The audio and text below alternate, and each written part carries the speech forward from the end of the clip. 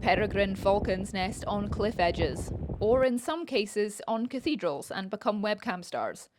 But here in the Borders, these remote nests are being targeted by thieves. I've just been down to the nest, which is just behind us, and unfortunately chicks have gone. I was here last Thursday, chicks were fine, and today there are no chicks.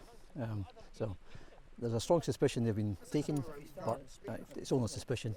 There are signs of footprints and disturbance on top of the ledge. George has been vital in gathering DNA samples from wild birds. His efforts helped lead to a conviction earlier this year after DNA proved that chicks recovered in a police raid came from wild parents. There's a huge amount of work in 2021, and that evidence criminality involving the Peregrine Falcons in the south of Scotland in 2019, 2020 and 2021. We've had good years, George is telling us, from the breeding in 22 and 23, but then this year a number of nests have been targeted again, and it's extremely disappointing. Lucy is part of the team who's been working with George to collate this new DNA database.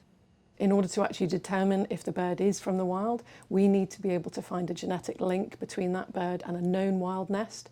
That's why these samples from George and his other colleagues are so important to enable us to build a database of samples that we can use to link birds that we think have been stolen from the wild to where they actually came from.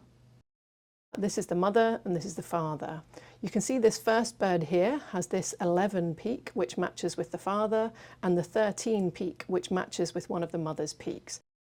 Peregrine falcons are a protected species, so raiding nests is a crime.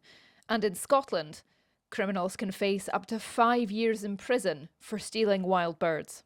So in Scotland, we're quite fortunate, so we're leading the way in terms of sentencing powers within Scotland or within the UK. In England and Wales currently, the maximum prison sentence is held to 1 year, whereas in Scotland, under new legislation that was introduced in 2021, we have now got a 5-year maximum prison sentence for this type of crime. 2 men were convicted in February for raiding nests and selling the chicks for profit. It was hoped that their conviction would act as a warning to others. So there's bitter disappointment that this nest and others have been raided. There has to be something to be done. It's not deterring anyone by the looks of it.